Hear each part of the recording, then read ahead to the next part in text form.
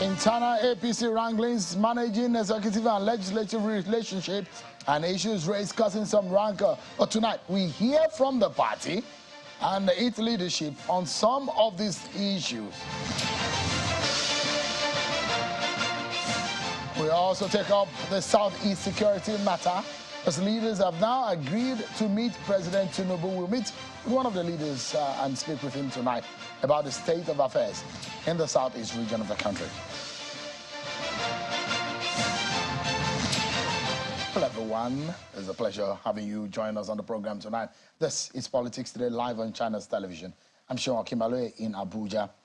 Let's tell you that for the very first time since the conclusion of the 2023 elections, members of the People's Democratic Party Governors Forum have met in Abuja today about the state of affairs of their party and the general state of affairs in the country. Let me allow you to listen to one of the PDP governors. Hosts of them were present at that meeting in Abuja. But the governor of Bauchi State, Governor Bala Muhammad, was the one who spoke after that meeting. Take a listen to him. We are not insulated from division and rancor like any other party, even the ruling party. You can see they have their own tons and tons of problems and challenges. Ours is even minimal, but as a responsible party, we are going to work towards making sure all the veritable members of the party are reconciled. You can see we have 12 out of the 13 governors who are united, and we work towards build on that and make sure that even those who are former governors, former senators and the rest remain in the party, because this is the future. Governor Bala Muhammad of Bauchi State speaking on behalf of the PDP governors. Tonight, we dig into the state of affairs of the ruling All Progressives Congress APC. I'll be speaking with the leadership of the party tonight on the program to really know what is wrong. Is there a vote of no confidence on the Senator Abdullahi Adamu's leadership of the APC? What is going on in terms of the communication between the leadership of the APC and the Bola Tinubu presidency, and of course, the relationship of the leadership of the party with the National Assembly? We'll be getting a whole lot of what is happening in the APC. Plus, we go to the Southeast region of the country and look at what is happening. It's worrying for a lot of the leaders in that region. I'll be speaking with one of them tonight on the program, so stick around, everyone. First, let's have you with your political roundup stories.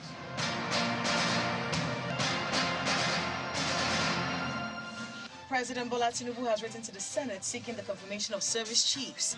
The Senate President, Godswill Akpabio, read the letter at the resumption of plenary sessions on Tuesday. Senator Akpabio says the service chiefs will be screened by the entire Senate in the Senate chamber on a yet-to-be-announced date. The President had appointed the service chiefs on July 2nd, 2023. Meanwhile, the Senate President has also announced the names of some standing committees, namely Appropriations, Public Accounts, Ethics and Public Petitions, and Establishments. Senator Solomon Adeola is to chair the Appropriations Committee, while Senator Ahmed Wadada is to chair the Public Accounts Committee. The Independent National Electoral Commission (INEC) in Bauchi State has held its post-election review meeting to look at the challenges encountered during the 2023 general elections in the state and recommend ways to improve future processes. The INEC Resident Electoral Commissioner Nura Mohammed urged stakeholders to be forthcoming and sincere in their submissions, which will be forwarded to the INEC headquarters for further collation. The purpose of this review meeting is to collate ideas from those who participated, who were on ground during the general elections. Similarly, in Ebonyi State, the Independent National Electoral Commission has held its election review meeting for the 2023 general polls. Declaring the meeting open, the state's resident electoral commissioner, Mrs. Onyeka Oguchi, told the participants drawn from the 13 local government areas of the state to come up with ideas on how to conduct elections better in the future. We had our own in Abuja sometime last week. We want to review how we fared in the last election. The Director General of the National Institute of Legislative and Democratic Studies, NILS, Professor Abubakar Suleiman, says only Nigerians can ensure the survival of democracy in the country, irrespective of those who are in doubt. Professor Suleiman made the declaration at a retreat organized by the Institute for his management staff in Ilorin, Kwara State. He urged the management team to rededicate themselves to the entrenchment of democratic principles and practices by providing world-class services to enhance democracy. According to Professor Suleiman, the country has a new government which requires that citizens in different facets of life put their minds towards the nurture and growth of locally made democracy. A civil society group based in Imo State under the umbrella of Imo Coalition for Justice, Peace and True Democracy has petitioned security agencies to investigate a federal lawmaker representing Idaton North and South Federal Constituency, Mr. Ikenga Uguchinyere, over what they term spurious allegations against the Imo State Governor Hope Uzodimma.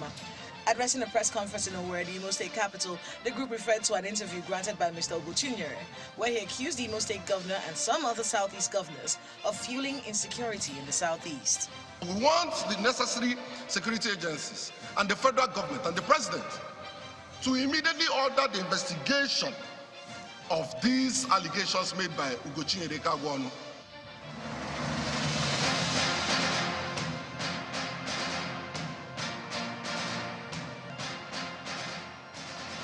Thank you so much, everyone, for staying with us. Let's get into our very first conversation tonight, and it's about the leadership of the ruling All Progressives Congress, APC. There's been a lot of issues and dust that has been raised over the last few weeks since the party got back into power under the Bola Ahmed Tinubu presidency. And now there are issues that are being raised as to the relationship between the party and the executive, and of course the legislature. But again, the question is, how have they been able to relate and work together? There are those who are saying that the party leadership is not working optimally and doing its duties. And you heard what happened when the Senate and the House of Reps made an announcement about the principal office positions, and the party says, the national chairman said, they were not consulted. When we wonder what exactly is wrong in the APC. Tonight, we're speaking with the National Secretary of the All Progressives Congress, APC, former Senator from Osun State, Senator Iyola Omishore, joins us live here in our Abuja studio. Thank you so much indeed for joining us tonight. Good evening, Sheung. What is happening in your party? Is everything okay? In our party is cool, calm as an ocean. Really? The press hype or the opposition hype amuses me each time I read the newspapers, because just about 9 days ago, the party leadership, NWC, met with the Progressive Governors Forum. We have 20 governors and 18 governors attended that meeting. We deliberated post-election matters, party matters, internal and external. At the end of the day, the governors stood up to applaud the party, to congratulate the chairman for winning the election. Because this team is a winning team. A winning team deserves accolades, applauds, and encouragements. But of course, from detractors and the opposition parties who are trying. You mean your NWC, you're referring to as a winning team? Oh, yes. We won the presidency. Is that what makes you a winning team? Of course, definitely. Nigerian constitutions stated that the party presents the candidate, right? So anybody who won on party platform makes the party winning team, naturally. So at any given time, a winning team in any circumstances. And since I know politically sure, this is the most turbulent political period we had. No fuel, no cash, nothing. Despite those hindrances, the party managed to win to victory across the board. That makes us a sterling winning team by any standard of the word of it. Even when you have lost a few states? Oh, definitely. That's democracy. We can't, I mean, that's what they call democracy. So you look at the margin of your victory compared to what you had in 2015 and 2019. This is the lowest that you've had. The point is that we are gravitating in democracy. We are transiting from new government. And the issue is that even the quantum of votes in 2015, 2019, they are different from what in 2023. across the party lines. In 2015, 2019, there were 2 major political parties. This one, there are 3 major political parties. So that means the suppose were split across the board. Had it been there are 2 political parties, maybe it would have been just as high as those days. So a 3-pronged approach is not a 2-pronged approach. The governors came to the party secretariat to appreciate the chairman, to thank him for the role he played in the national elections, and to even appreciate our president. But so far, our president has come in, he has taken strides that have not happened in this country in the last 40 to 50 years. These strides are giant strides, they are decisive strides, they are courageous strides that Nigerians applauded worldwide. They are initial policy decisions. Oh yes, basically, which some Nigerians are still feeling the pinch, though. Of course, you know. It's still the early days. It's just about 43 days into his presidency. The point is that every step he took were in manifestos of the party. Nothing strange. So Nigeria voted for President Bola Tinubu because of these programs he's running. There's nothing strange today that he's doing. Are you monitoring what is going on in the courts as relating to the outcome of that election? For example, yesterday, the Labour Party national chairman, he came out to say, your party is already planning for a rerun. Which of the party, which of the chairmen? Well, there are 2, 3 chairmen of the Labour Party. Comrade Abure. Okay, because there are 2 or 3 party chairmen we know, but they are in court cases too. But they said that it's your party that was sponsoring those. We are not unaware. I'm not aware about it. We are not aware of such. But the point is that Labour Party, you know, there's a way people deceive their followership. You are preparing for, this is the first court of instance. There's goes to another court. Labour Party came third in the election. He said we are praying for a wrong. How does he know that the judgment will be wrong? So Labour Party now is now prejudging the tribunal.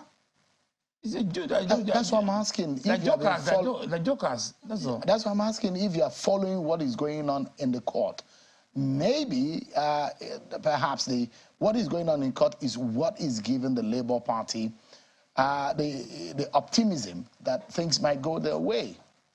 You know, most politicians are incurable optimists. Even from ground zero, they want to make 100%.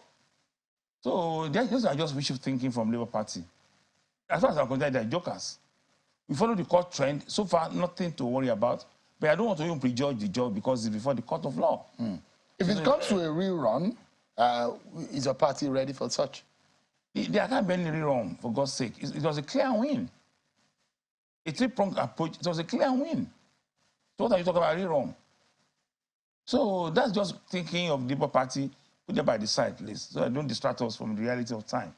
And don't confuse Nigerians who are ready to follow President Tinubu to this new government. The Labour Party followers will say, when you hear leadership of the APC saying these kind of things, that it looks like you guys are jittery about the Labour Party and its influence, for example, defeating your presidential candidate in his home state of Lagos. It doesn't matter. That's democracy. That's the beauty of democracy. Isn't that an influence? That shows the sanctity. Isn't that some kind of political weight that they have thrown? A new entrant into a new party, the man who came into a new party. These are some of the things that the Labour Party is saying. That shows the sanctity of that election. It shows the neutrality of the party, and it shows the evidential reason why APC won across the board. All these progressions are showing the fact that this was transparent. In this country. And like I was saying, the governors came, PGF governors came, out of 2018 came to the secretariat about 9 days ago to pay homage to his party, the NWC, and to appreciate the president of our country and even the chairman of the party. And they passed a vote of express confidence on the chairman, on the national leader of the party. Yesterday, that's the chairman of the party, City, came to the party secretariat. He was the same briefing, ahead of National Caucus and National NEC, to appreciate the chairman of the party and to extol their confidence in the leadership of President Tinubu in Nigeria today, as well as, at the same time, pass a vote of confidence in the chairman and leadership of the party. So what is internal crisis? These are just musings and agitations and solutions from... Why are some people asking that your national chairman should leave? Who are the people? Newspaper people? Have you heard or seen what Mr. Lukman, a member of your party leadership, has written about your leadership, about the leadership of the APC? You know, that is the beauty of democracy. The NWC, we are 25. Only one person, Lukman, has seen so many letters, which bordered on ignorance on his part. At the point he followed the trend of the of his life, about 2 months ago, he came to apologize. He did a press conference, apologize to the public that he wasn't well informed what he did. All he said were things done within the party. For instance, now, I read yesterday in the Punch paper that the party is coming to NEC and Nanya caucus without adopting budget of the party or audited agenda of the party. Our audited budget was submitted to INEC since 2 months ago. Our half-year report was adopted by the party as well. All the committees, all the standing committees of the party have been approved by the NWC. He never attended the party meetings. So how can you reconcile the two? That is why it's alone. I mean, there are those who are also saying that there are some forces in your party that are backing that, I mean, whatever he says, I'm not saying backing him or sponsoring him. I'm saying there are those who are standing by his own philosophy and his own school of thought about the manner in which things are going in the party. Well, I'm not aware, but there can be cowards too. There are cowards everywhere. So it's not impossible. But the point is that out of 25-member NWC, only one person, which is the black sheep, is not being used to do the rantings. It's not anything special about it. This is a person that came to apologize to the public. He did a press conference. How can you take him serious? Are you be able to look, for instance, now? Are you be able to call him and call him to order? If he's a member of the leadership, we invited him to come to the party. He came and he apologized to us. What they want us to do? Want us to kill him or beat him? He came to our party secretariat. He stood up. He apologized. He wrote an apology and did a press conference in the public. Why have you not been able to hold since after the election? I mean, since in fact the inception of the Abdullah Adamu-led leadership of the APC, you've only had NEC once, once. Yes. I mean, a NEC meeting is supposed to hold every quarter, every 3 months. That's what your party constitution says. The party, we had, when we came in April last year, so in May, we ran into congresses, into primaries. So we had one meeting around July, August last year, basically for the NEC meeting. And following the elections. And you can't hold NEC meeting without the presidential approval. So we need to seek presidential approval to do the NEC meeting. Along the line, because of his busy schedule of transition, he kept on postponing the NEC meetings until when our new president came in. And when you approach President that we have a NEC meeting, immediately he agreed and consented to it. That should do it quickly. So you can present it to the public and to the NEC and the caucus of the party. So whatever we have done within the party, within the ranks of the party. You're supposed to have held some caucus meetings leading up to this, agreeing on the NEC meeting. Have you held those caucus meetings? No. The caucus meeting will be held a day before the NEC meeting. That's our party constitution. A NEC meeting is coming up on Tuesday. Caucus meeting will come a day before. Next week? A day before. It's always a day before. Oh, so it's 18 and 19 18 now. and 19. Any day you have NEC meeting, caucus must come a day before. Not weeks, no. What is the agenda of your NEC meeting? It's just to discuss, to appreciate our president, to thank the party for the role they played in winning the election, and to, of course, to celebrate victory together, to come there for victory, the last election. That's all. That will be President Tinubu's first NEC meeting being a president. Exactly. And presenting himself to the public. He will have to espouse his policies to the public, tell Nigerians what he has in stock for them and under the New Hope agenda. So the NEC meeting and the caucus meeting coming forward, we are looking forward to it. It's a celebration of victory. When you go to people, see as if the party is on trial. They're jokers. Because there are internal wranglings. There's no there are undercurrents. These are the imaginations of the people. When you are sitting upstairs, sometimes you don't know whether fire is burning downstairs. You know you are highly placed up there. I mean, some of us talk to people who are the full soldiers in your party, who are grumbling about the internal workings of your party. Well, so far, so good. Think that the party is not going in the right direction. So far, so good. So far, so good. The party is a winning party. So far, so good. The party is a leading party. So far, so good. The party is a ruling party. So far, so good. All the arms of the party at different levels have come to approach the president, the chairman of the party. Where are the complaints? So let me give you an example, Senator Mishore. The party, the National Assembly, the Senate President, and the House of Reps Speaker made an announcement of the principal officers. The principal officers. Yep. And the immediate reaction of the national chairman was that they disowned it, that they were not consulted. Isn't that an indictment on the communication and the administration of your party? Well, the point is that you follow up the trends. The chairman expressly stated that the Senate President and his team visited him during the salad break to discuss the leadership of the party, which they agree on the process. Same thing applied to the Speaker and his team. What is next now is the issue of communication to the National Assembly. You know, in political circles, there are exigencies that may dictate urgency of things to be attended to.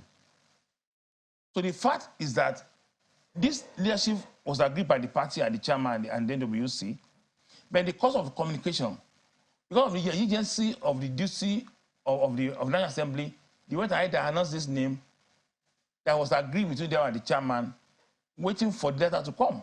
So it was almost sequential at the same time. So immediately, the chairman explained to them, and they all agreed. So we all came together, and it became an history. And we forget about it, and we move on. The zoning formula of leadership is what the party has planned. It felt the same caucus at the same thing. So it's just a matter of procedure, no communication problem at all. It's a procedural issue which was corrected along the line. And of course, you know, it's a new government. Of course, it's a new government. They're just coming together as a new government from different angles, different strata of life, different upbringing, different pedigrees. We are just trying to mend and come together for the formulation of strategies or going forward. So is this artistic problem of taking off? And aircraft taking off. This artistic problem of taking off. So which we overcame almost immediately in these seconds and hours. I mean, we understand that the president also intervened in that issue. But again, for those who know that Senator Abdullahi Adamu supported Senator Ahmed Lawan against Senator Bola Tinubu during the primaries.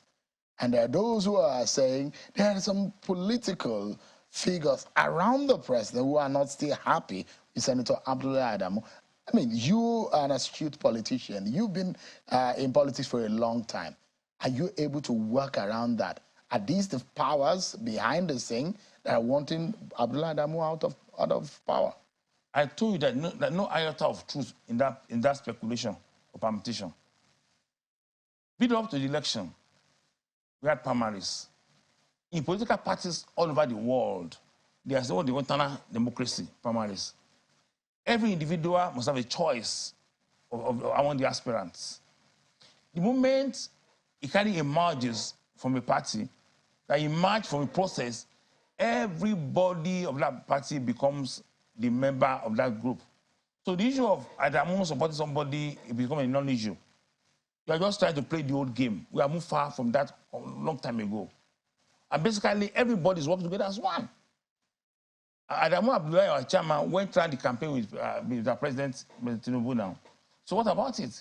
So all these things are just saying, they're just imaginations of the opposition or jobbers. These are the issues coming out of your own party that I'm putting to you. We are not aware. Especially, that's why I say sometimes when you stay upstairs, you may not know whether there's fire burning. Let it die under. Let fire die. Fire burning, and before die. you know it, coming upstairs. It's not coming. You are not seeing any smoke at all. What about those who are jostling? This is a fire without smoke. You are not seeing any smoke. What about those who are jostling for cabinet positions in the NWC? Are you aware of that? Everybody has a right to jump for anything now. Politics is about people gaining and advancing their causes. And you can't stop them at all. You're not worried about the after effects of that? You cannot be worried at all. Everybody is juggling for posts. They want to advance their political career and their pedigree. They have a right to do so.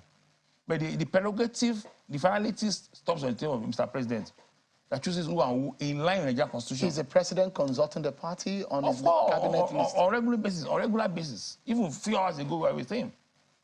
What is going to be the size of his cabinet? Well, that is kept in wrap for now. But you know that the constitution says that a minister per state, that's 36, and one per zone, making 42, as prerogative of the president. So you can either make 36 minimum or 42 in the highest. So you can be 36, 37, 30, 40. Depending as we are moving on into it, we let you know as we go on. We are still consulting in the party arms. We are still consulting with ourselves. We are looking at the structure of the ministry.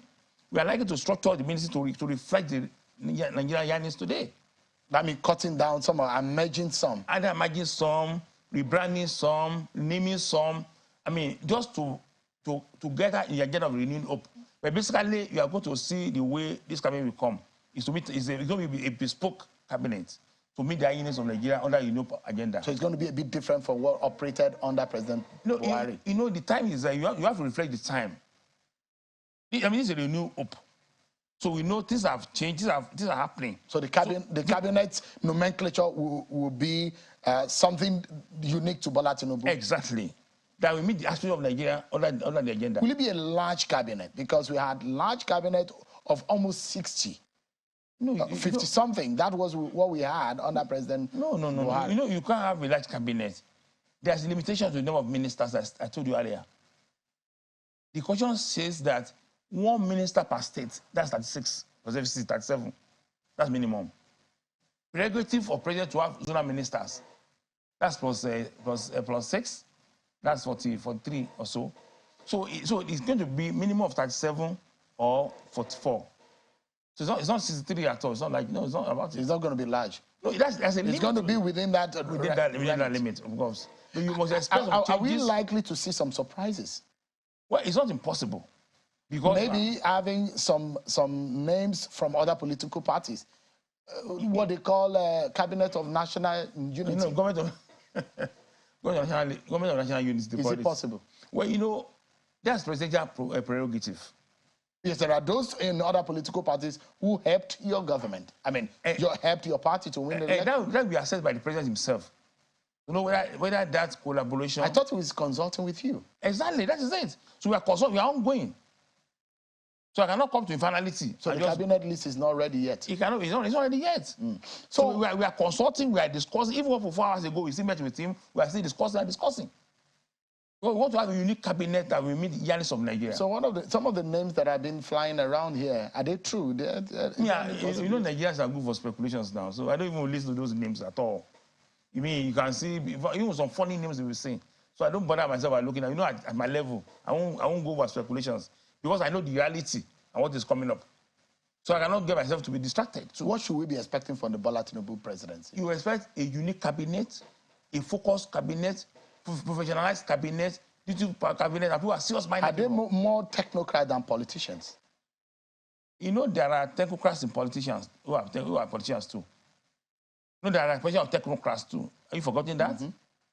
I mean, I'm sure you know what I'm saying. Politicians who are highly technocrats, who are professional. Some of us, we are professionals. We reach to the pinnacle of academics and the highest of our profession. Most of us in politics too. So we are techno-politicals. Are you likely to infuse some G5, a weaker kind of personalities? By the time we look at the basket together, we look at what we pay Nigerian better, then we can come out with a combined cabinet, or you'll be happy about. Board of Trustees of the APC. What is happening? You are calling it the National Advisory Council, isn't it? Is that what you... Yeah, we have NAC now, not the Board of Trustees. But it has not been... what is happening? You know, in our constitution says that the NAC will be approved by the NEC. And this is the first NEC. Is it likely to come up as your agenda? So what we do now is that we have prepared the list for the approval of the NEC and the caucus.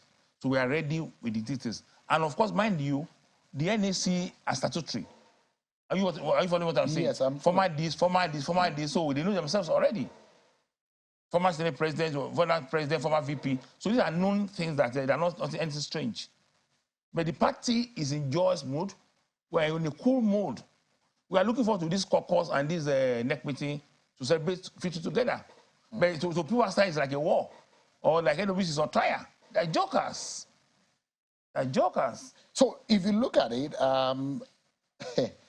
There are those who are part of what Lukman was raising in some of his letters and open letters, is that there are irrational decisions being made, decisions that are supposed to be, the other organs of the party are supposed to be consulted. Are you promising that going forward, there will be more consultations? There's much more consultation as we speak today, so nothing will be more. Because you have said on the program tonight, because I told you earlier, said your NEC meeting is just, this is your second NEC meeting of course, since the assumption office. Yeah. So it means that you have not been able to consult NEC in most of your decisions. The point is that during our last NEC meeting, we asked for donation of powers from NEC to WC. These are things that people you don't know outside. When you listen to people like Lukman, you don't know what's happened. So the NEC donated their powers to NWC. Are you following me now? So that power allows us to act as NEC up to today. That's the secret of politics and of administration. But people don't know. People just go and say all sorts of things. When the power is donated to you use that power to the maximum. So as we see today now, we are using NEC powers, NWC, given to us by the party. And like I said, most things that have been said that were not done will be considered and approved by the NWC. But this your Lukman did not attend meetings, so I really know. He said, my Lukman. He's your Lukman because he's a member of your NWC. Now you are disowning him all of a sudden. No, he's your Lukman, isn't it? No, he's our Lukman. It's one of us, actually. But the point is that, he's acting like a loose cannon. And when somebody... Do you think he's being sponsored? No, I don't think so. Because why being sponsored? When somebody who came and apologized to NWC, who wrote an apology letter about a month ago, did a press conference, begged everybody, apologize for his misbehaviors. So who was sponsoring him? So let me... let's go and meet his sponsors too. So you go and do more work. Let's anchor on this note. You released a statement on the case of the governor of Ondo State, yes, Rotimi Akeredolu, about his medical leave. What is going on? What exactly do you want to say about that? No, we just, yesterday we met with the chairman of the parties in the states, and the chairman prayed for Akeredolu for quick recovery. Today's paper now turned that he said he was sick, or extremely sick. The chairman is not a medical doctor anyway, was starting. And of course, human beings are about to be ill. We are not ions, and we are not wood. Anybody can be sick at any time. And he has transferred power to his deputy governor, so he can seek medical attention. And we see that he's even recuperating, because I'm in touch with him personally. And very soon he's going to be back to his job. So my own concern was to correct the impression being stood outside of that wrong impression of the chairman. But the man prayed for his quick recovery. But the paper turned around this morning to create another.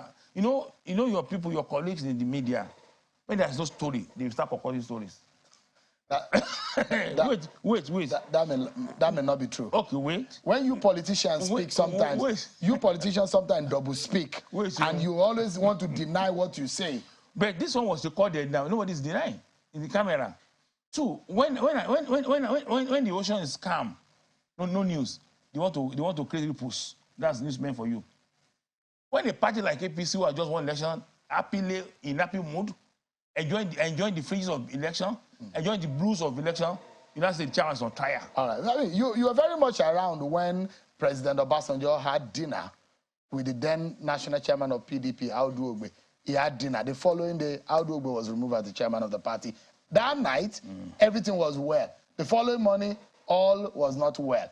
So some of us are very much aware of what goes on with you politicians. And we know that whatever you say, if you say it is not well, if you say it's raining, we need to go and look outside whether or not it's raining. Not at this level of political but we in the media, people try like us, to play our own role. We won't tell lie. We tell you as it is. We tell as it is. All right.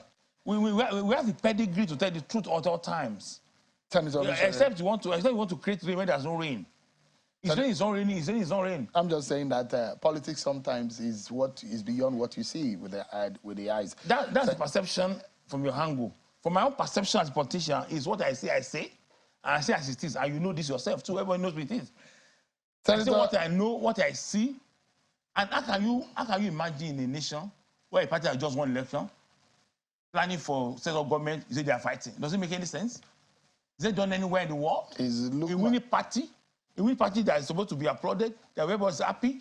Luckily for us, the organs of the party came together to applaud the president and praise the chairman leadership. So what again do you want? Are you not happy that we're happy? Are you not happy that we won election? Senator Mishore, I'm not the national chairman of your party who disowned what the leadership of the National Assembly said. I'm not Lukman who disagree with your party. These are the things that are happening in your party that we are reporting. Why don't you listen to Lukman when he was apologizing? Lukman was appeared on this program. When he was apologizing, why don't you ask him why did he apologize? I wasn't aware. Up to now, you're not aware? I'm not aware. I'm not aware. That's selective news carrying. Senator Mishore, thank you. No, that one is that selective too.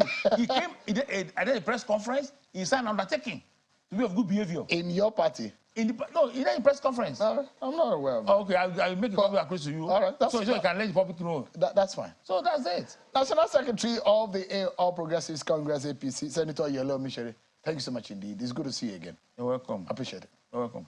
And I wish you your party the very best. Because Nigerians are expecting the very best from your party. We will not fail you. Yeah. Are you still a welfareist party, though? Of course, now we're progressive now. You say you need hope. We are looking at the welfare of the people is our main concern. You know what is going on the street?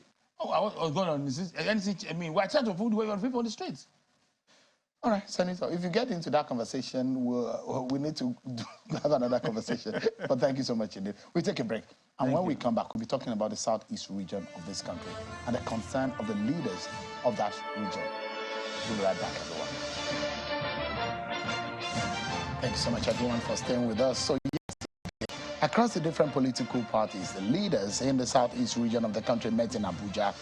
And one thing is on their lips. The conversation on the security situation in the 5 states of the region is becoming worrisome. And they have agreed that they will go and see President Bola Tinubu to meet with him. Take a listen to part of what they agreed on. The governor that was there, the governor of Imo State, Hope Uzodinma, spoke. The President General of Ohanese, Chief Emmanuel Nwanyawo, was one of those who led that meeting. Take a listen to what they agreed on. We have identified insecurity. That is the problem of Southeast for now, and is at the front burner, and must be addressed. Over the years, we've been working with the governors of the region to ensure that this matter is resolved. The federal government in the past have supported, but we think that the federal government can do more. So among other resolutions, we resolved today to make a representation to the president for his intervention to be able to bring the insecurity in the region to an end. Let's speak with one of the leaders of the political party, one of those, representing in the region. I have the national chairman of the All Progressives Grand Alliance, APGA. Is the newly minted national chairman and perhaps the youngest national chairman in all of the political parties in Nigeria, Sylvester Ezekiel. Thank you so much, national chairman, for joining us. Thank you very much for having me. Yeah. This is very serious, bonner within the polity of the southeast Nigeria. How bad are things in terms of security? The sit at home is a major issue, isn't it? Yes. There are a whole lot of issues, not just the sit at home. At least when you talk about the sit at home, you're talking about the economic implications on the economy of the Southeast. Then there is the issue, which is the major one of the issue of security of lives and property. So there are criminals masquerading as agitators who have hidden in various bushes or forests around the Southeast with the whole notion that they are probably agitating for the release of Mazi Nnamdi Kanu. And every now and then, they come out, they unleash mayhem on the innocent citizens of Southeast Nigeria. And we've had track record of wanton kidnappings, killings, at least from, I should say, between 2020 till date. In fact, there have been numerous reports about the number of lives that have been lost. Security men, innocent civilians, so many property bonds, police stations, and what have you. So it's a very serious issue, and I'm very, very happy when you played the video of the meeting of Southeast leaders that was held at the Imo Government Lodge. There is a consensus of opinion around the Southeast and that reverberates around Nigeria now that there is need for the presidency or the federal government to wade into this crisis.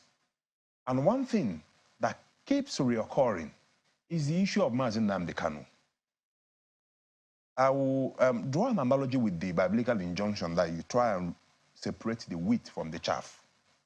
Now, there are so many armed men, non-state actors, camped in various bushes and forests around Southeast, claiming that they are agitators and that they will not stop the unrest until Mazi Nnamdi Kanu is released. There have been several statements issued in the past. In fact, you will see some faceless group wearing masks saying that whoever you are, once you're a political appointee or a government official around Southeast, if they get you, they're going to eliminate you. Of course, in Anambra State, I think it was in sometime last year, we lost a House of Assembly member who was gruesomely beheaded. So these are among the issues that the Southeast is facing. And I always say one thing, no matter the form or manner of an agitation, once a criminal is in the forest, he has to fend for food. So where is Ebubo Ago in all of these, in the scheme of things? Because we thought that the Southeast Security Network, yes, the Ebubo Ago, was supposed to come as a mitigating factor. When you say to clear the bushes of the Southeast region. When you talk about the Ebubo Ago, you recall that there was really no consensus of opinion around that. Like in Anambra State, we don't have Ebubo Ago. Or you have the Anambra. We have the Anambra Vigilante Services. Yeah. Now, I can tell you for sure, another issue that is really at the heart of all these things is the issue of policing within the context of the Nigerian Constitution. Because the Ebubo Ago you're talking about, there is a limit to the nature of arms that they can carry. For example, in Anambra State, where we have the Anambra Vigilante Services, the Anambra Vigilante Group, they've really tried as much as possible to try and quell these insecurity issues around Anambra State. And I know that there are similar groups around some other Southeast states. But the problem is the security forces, talking about the traditional security forces, the conventional security forces, the police and the armed forces, have really been demoralized in terms of the number of men that they've lost. Because this thing comes more or less in the form of a guerrilla attack. And that's why the consensus of opinion around the Southeast is that since there is a key actor in all of this who is in detention and who purports to be the reason why these criminals have been engaging in the form of criminality that they are doing in the Southeast, that there is need for President Tinubu to intervene by releasing Mazi Nnamdi Kanu so that there can be a serious roundtable discussion around the Southeast. Isn't there a judicial or a legal question? Because the case is now before the Supreme Court, and the issue of his bail and the termination of the substantive matter before the Apex Court is there. If you recall, wouldn't that be... If you recall, I did author an open letter to President Tinubu, which was published on some newspaper of this Sunday Sun. I tried to highlight some of these issues because they are very critical to the survival of Southeast economy. Now, if you recall, there was a judgment sometime last year by the Court of Appeal quashing the charges of terrorism that were preferred against Mazi Nnamdi Kanu.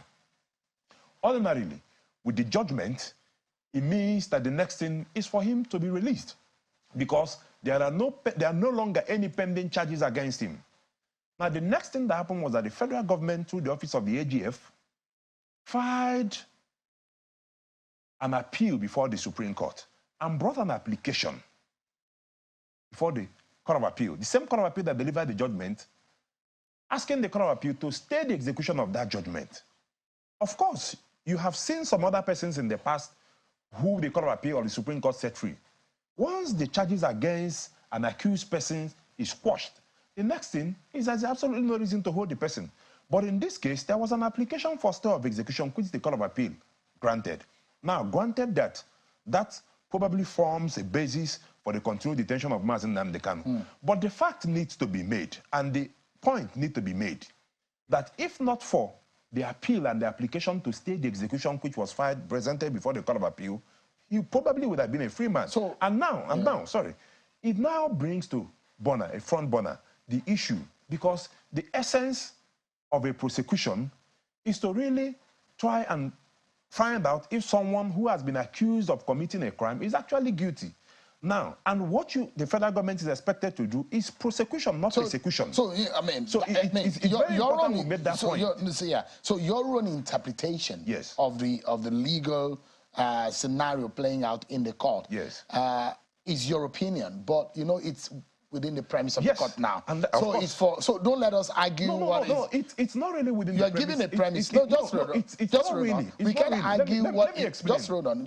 Okay. We cannot argue what is before the court. No, let me explain. No, that's the point I'm making. The point I'm making is that whatever is holding Mazi Nnamdi Kanu is as a result of an appeal filed by the federal government. So if the federal government decides to withdraw the appeal today, So are you aware that there is a matter before the court that was starting around April or May, and which has now adjourned the sitting to September, trying to hear the matter of his bail? So if that matter is before the court, I don't want us to speak in that way. Let us leave it to the court. The point so that the court can, if the court grants his bail. The point we are making is simple. Before that time, because of the need, you know, various stakeholders made this call in the past. They were making the call, even aware of the fact that there are proceedings pending in court. If the federal government decides today that as a matter of urgency to hearken to the calls of various leaders and stakeholders from the Southeast, there are options available. I'm a lawyer.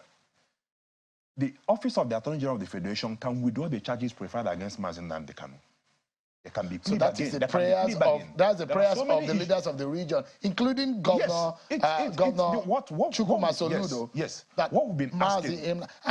Also, one of the prayers, I mean, because I've spoken to Governor Soludo about it, is that it could be handed over to him in the government house. That's his request. So the question is that with that, if the President Tinubu, for example, grant that request, would that douse the tension? Yes. The most important thing. You're 100%? Yes. You know why? Governor Soludo has persistently maintained that we need him on the table because the issue of insecurity in the South is one that calls for serious dialogue from every stakeholder concerned. If you have Mazi Nnamdi Kanu on the table and he comes out to say, okay, Mazi Nnamdi Kanu has been released, now he draws one simple point.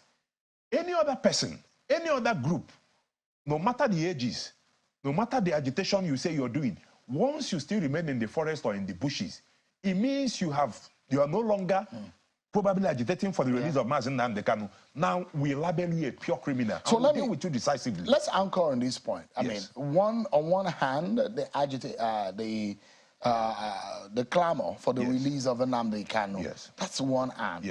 Which there are those who say it might not solve the problem because there are guns already in the hands of some element. Because you have also ascribed the fact that there are criminal elements who are also masquerading as agitators. So how do you clean up the Southeast region? Because all of this scenario had brought this tension in the region. Now, and don't forget, there is a Simon Ekpa.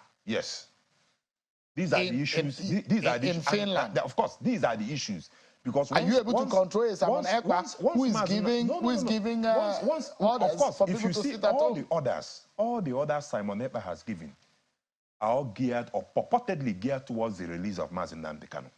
There are some IPOB members that are denying that Simon Ekpa is not a leader of their group. We have one Emma Powerful who issues statements here and there. But the fact remains that whatever Simon Ekpa is doing, whether rightly or wrongly, as much as possible, I've not come to apportion blames. What I've come to do as a concerned Southeast stakeholder, whatever statement that has been emanated from Simon Ekpa in the past have all been geared towards the release of Mazi Nnamdi Kanu. Now, if you release Mazi Nnamdi Kanu, ordinarily, you solve that problem. You talked about the cleaning of the Southeast. Now I can tell you, and I made this call on national TV, it's very, very important. Good thing, while President Tinubu was the governor of Lagos State, he was a champion of true federalism. And I can tell you, because I could recall, as a lawyer who read so many cases bordering on Attorney General of the Lagos State and Attorney General of the Federation, and they all bordered on key issues bordering on federalism in line with the Constitution of the Federal Republic of Nigeria. One that has kept resurfacing as far as I'm concerned, and I said it in the letter, an open letter I wrote to the president, is the issue of policing. There is no longer any reason why the police should remain in the exclusive legislative list. It is very, very key. There is no way where you wait for someone in Imo State to wait on the IG of police in Abuja to secure. There have been cases. I think I recall an instance where the former governor of Enugu State, Ugwuanyi, as well as the former governor of Benue State, said that they reached out, they got credible intelligence about an imminent attack, and they reached out to security agencies, and nothing could be done. But in this situation, if we have state police like we have in other true federalism, something like the USA, so that in Anambra State, the security agencies that we have are under Anambra State Command, under the control of the state governor of the state, and they are well equipped and armed to handle this security situation. It is very, very important that I call on the National Assembly in this instance to really, really look at serious constitutional amendment to take care of the security issues that is affecting the entire country, not just the Southeast. Sylvester Ezeokenwa, the national chairman of the All Progressive Grand Alliance, APGA. Thank you so much indeed for your intervention tonight. Thank you. And I wish the Southeast peace and calm. Thank you so much. We pray so. Thank you very much. Thank you for the stories and the pictures coming out of there, not the one that one ever wish that is happening on the soil of Nigeria. But thank you so much indeed, everyone, for watching tonight. I'll see you tomorrow for some interesting conversation. I promise you. So see me again. I'll see you tomorrow again at 7 p.m. I'm sure. Bye-bye.